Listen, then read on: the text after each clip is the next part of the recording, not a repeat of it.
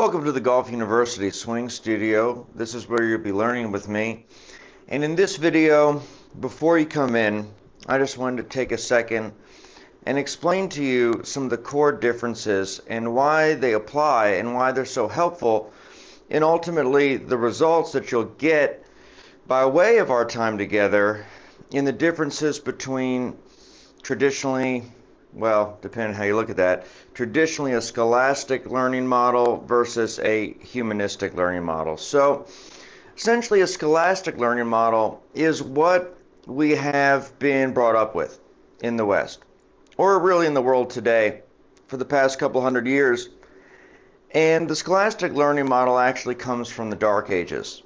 And the scholastic learning model is also the learning model that the entire golf world is concerned with today, which is basically an accurate summation of this would be a curated summation of purported, usually self-purported experts. So you get people with very clever marketing plans and very clever words, and as we know, clever are seldom are clever words and plausible appearances humane. So then they say, this is I'm the expert, this is my swing method, do X, Y, and Z, and you must do it this way because I said so, sort of thing. Okay? Or my research says this and this and this and this and that. Okay. So what is humanistic education? Humanistic education came about in a time called the Renaissance, which was a wonderful time for humanity, contrary to the Dark Ages. And in the humanistic model, essentially the need for an expert became removed because the teacher or the student could observe the exact same thing with their own eyes and draw the exact same conclusions, essentially creating an instantaneous learning experience, a self-empowered learning experience, and then also, to further that point, what I would call not just me calling this, but I do love this term, a self-evidential model of learning, which means that you can see it for your own eyes, you can see your own progress for your own eyes, and essentially, in this case, myself becomes not your source as an expert, but as a guide,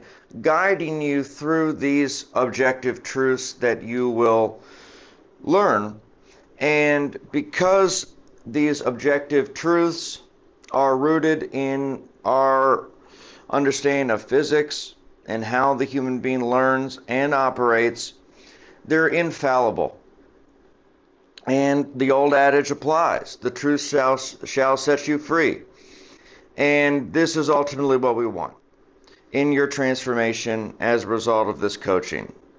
Moving you from where you are today, which is whatever reasons, and you'll fill out the forms why you want coaching, and moving you into freedom from that, which is going to be the result as the way of the coaching.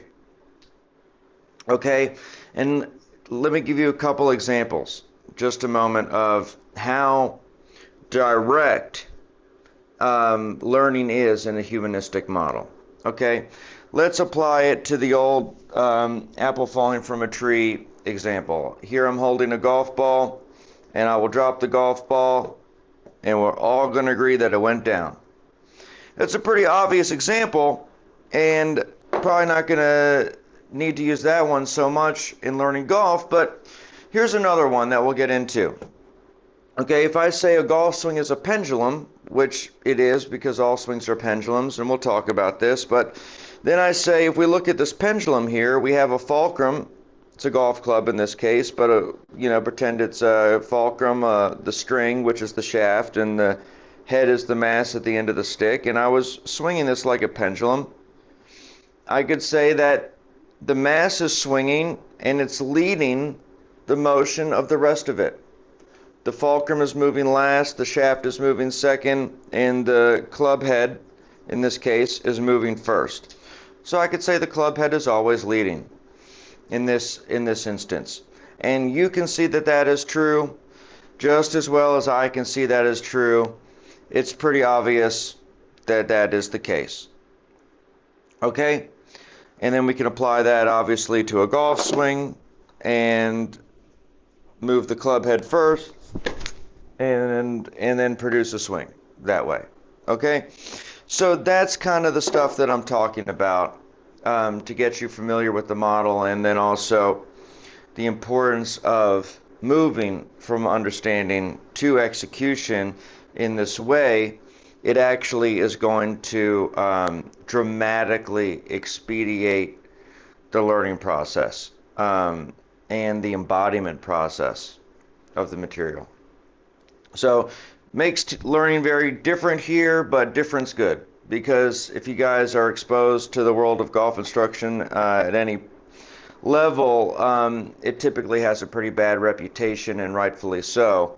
So what is the definition of insanity? Doing the same thing over and over again and expecting different results. So we're doing something a little different here, and that's why we get very different and great results, as you'll experience. So looking forward to seeing you. Thank you for watching this video, and we'll make your transformation a reality just in a little bit here when you come in.